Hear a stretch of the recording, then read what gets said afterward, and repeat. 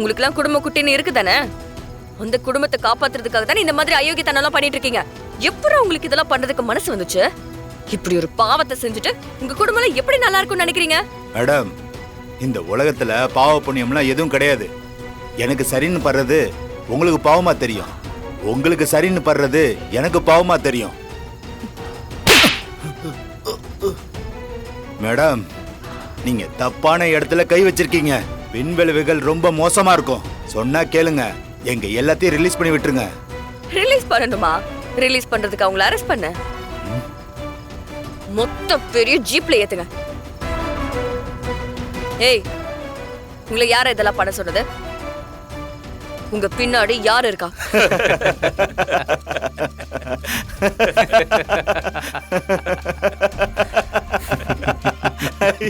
என்னடா அரெஸ்ட் பண்ணி உள்ள தூக்கி போட போறோம், காலத்துக்கும் களி தின்ன போறீங்க.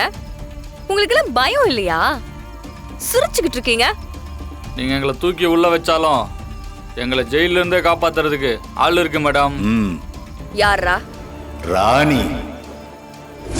ராணியா?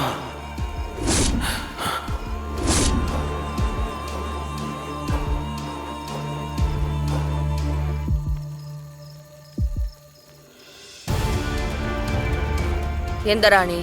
தெரியாது. ராணி அக்கா, நாங்கெல்லாம் அவங்களோட ஜஸ்ட் எம்ப்ளாயிஸ் தான். இப்ப நீங்க எங்க சாராயக்கான அடிச்சு கலைச்சது, எங்களை அரெஸ்ட் பண்ணிருக்கிறது எல்லாம் உங்களுக்கு தெரிஞ்சா என்ன நடக்குன்னு தெரியுமா? மேடம், இன்னும் கொஞ்ச நேரத்துல பார்த்து தெரிஞ்சுப்பீங்க. டேய், வண்டியில ஏறுங்கடா. சரி, போங்கடா, போங்க.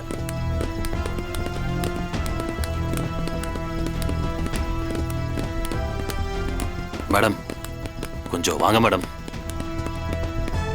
என்ன சமீர்? ஒரு நிமிஷம் மேடம், வாங்க சொல்றேன். என்ன சமீர்? மேடம், நாம தப்பு பண்ணிட்டோம் மேடம். புலியோட குகையிலே கால் வச்சிட்டோம் மேடம். அதுவும் அந்த ராணி பொம்பளை புலி. அவ நம்மள சும்மா விட மாட்டா மேடம். அமீர், என்ன பேசிட்டு இருக்கீங்க? அவ ஏதோ ஒரு ரவுடி, கள்ளச்சாராயம் காய்ச்சற பொம்பளை. அவளுக்கு போய் இப்படி பதறிட்டு இருக்கீங்க. அவ என்ன அவ்வளவு பெரிய ஆளா? மேடம், ஐஜி அவ பேரை கேட்டா பதட்டத்துல எந்திரிச்சு நின்றுவார் மேடம். நீங்க நினைக்கிற மாதிரி அவ சாதாரண கேங்ஸ்டர் இல்ல மேடம்.